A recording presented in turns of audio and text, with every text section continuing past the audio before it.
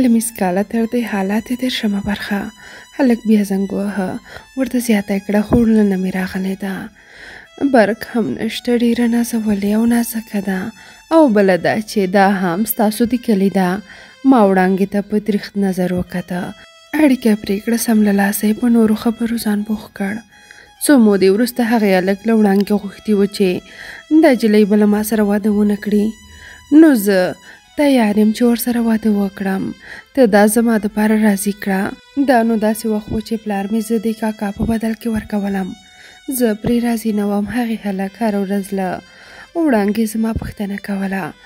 بله ورځ وړانګې مشوره راکړه چې پلار دې په بدل کې ورکوي. خدای خبر هغوی به څنګه وي، څنګه خلک به وي، څه رقم کورنۍ به وي. احمد ډېر ښه انسان دی، ځان ته دې غواړي.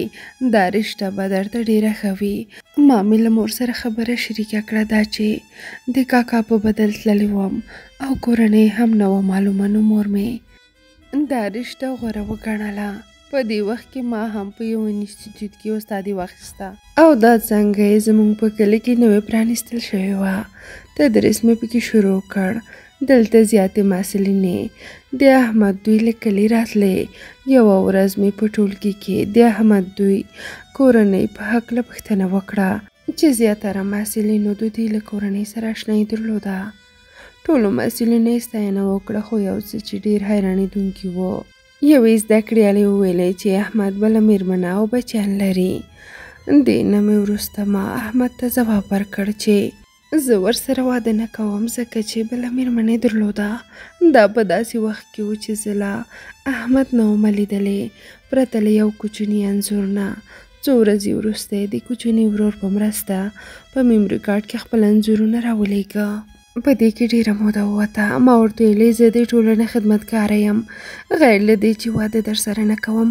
نور هر ډول کومک زما تر وسې وي زه در سره کولی شم. بله ورځ د احمد ورېندار په ماشوم باندې ناروغه شوه. مرستې ته یې وغوښتم. زه یې هلته ولیدم. ډېرې ورځې تېرې شوې. احمد په داسې پلانونو کار شروع کړ تر څو په خپله مرسته ما د حاکمیت لاندې راولي، خو بریالی نه شو. ډېره غوښتنه یې وکړه خو ما رد کړه. له دې نه وروسته احمد زما له ورور سره ملګرتیا پیل کړه او دا اړیکې د کورنۍ په تګ راتګ بدله شوه. ما ته یې ډېر ویلې زه له هېچا ډارېږم نه، دومره وس او توان لرم چې تا وتښتوم. ښه به دا وي چې زما غوښتنه ومنې. په دې ورځ کې یو سور رنګه موټر زما شا نیولې وه. زه پوهه شوم چې د قوي څارنې لاندې یم. ډېره په ویره او سختیو به تر کوره را رسېدم. د دې پیښې تر واقع کېدلو وروسته مې ډېر احتیاط کوو. دا چې احمد په اونۍ کې 2 ځلې زموږ کور ته راتله. له دې سره زما د ورور خسر او ښه چې میرویس نومیږي، کوم چې تا له ما نه مخکې په هکله پوښتنه کړې وه، سره وپېژندل. بیا به نو هره ورځ د دوی ترمنځ ملاقاتونه کېدل. دا چې ورور مې او میرویس پردیو نجونو ته زنګونه وهه، نو احمد هم په یاد بنډار کې خبره یاده کړې وه. زه هم